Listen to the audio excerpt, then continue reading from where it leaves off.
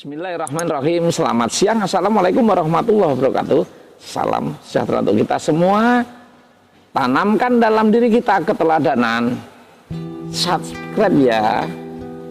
Oke. Saudaraku yang berbahagia, sebangsa, setanah air, dan dimanapun berada. Kiranya akhir-akhir ini saya geleng-geleng kepala dan kita menyikapinya mesti bijak. Kenyataan yang ada ini harus selalu sebagai pembelajaran untuk diri kita pribadi. Kenapa? Memang jalan hidup kita masing-masing berbeda, daya jangkau pun masing-masing berbeda. Namun kiranya semakin kita naik derajat dalam mewujudkan kemuliaan akhlak, kita akan naik pula derajat di sisi Tuhan. Ingat, bukan simbol yang kita inginkan, tapi kenyataan akhlak agar bisa diteladani. Apabila diri kita sudah tentram, damai, tenang, dan dilakukan dengan segala ketulusan aktivitas ini, insya Allah tidak ada sesuatu yang sulit. Tapi bila masih menemukan sebuah banyak kejanggalan, mesti kita mengkaji diri ulang, diteliti lagi di mana letak kesadaran. Masih banyak kejadian-kejadian yang kita sangat memprihatinkan, yang setiap saat mungkin orang-orang yang saya tokohkan, orang-orang yang saya kagumi, dan saya sendiri masih butuh berbenah banyak untuk meniru keteladanan yang selama ini. Tapi akhir-akhir ini saya terus terang surut karena entah itu karena faktor politik, entah faktor boncengan lain, entah itu faktor materi atau uang, apa saja yang melatar belakang. Tapi sungguh peran agamanya sebagai seolah-olah simbol.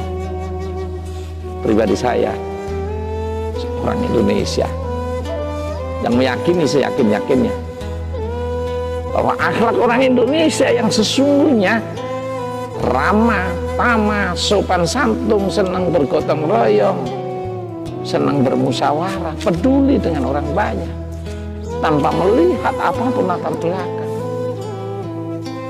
Itu semua adalah wujud dari kitab suci yang sudah dimanifestasikan, diwujudkan dalam kehidupan sehari-hari.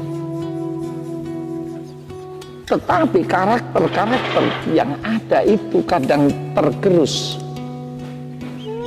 oleh paham-paham, pemikiran-pemikiran, oleh sejumlah jamaah-jamaah, entah dari mana asalnya, sehingga muncul mengklaim dirinya paling banyak pendukung dan paling benar, merasa dirinya paling berpengaruh, sehingga kata orang-orang yang Islam, orang-orang yang Nasrani, orang Hindu, Buddha, Konghucu, apapun agamanya dan kepercayaannya, sampai bingung. Konon cerita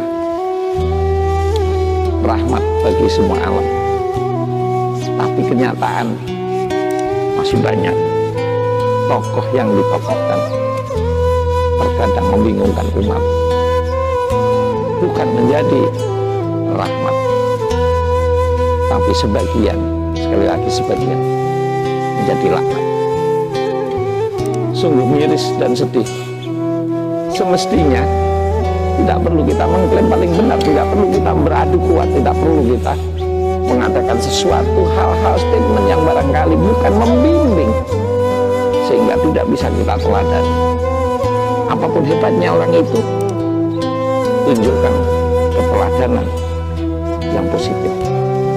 Tidak perlu kita berkoar-koar, tidak perlu berdasarkan apapun bentuk, tapi akhlaknya orang Indonesia yang mulia akhlaknya dibandingkan bangsa lain, tetap kita posisinya, mohon maaf, bukan rasisme. Orang Indonesia termasuk tertinggi. Terima kasih, dan jangan sampai lupa subscribe. Pastikan like dengan siaran ini. Kita lanjut putaran berikut. Terima kasih. Selamat siang. Assalamualaikum warahmatullahi wabarakatuh. Salam sejahtera.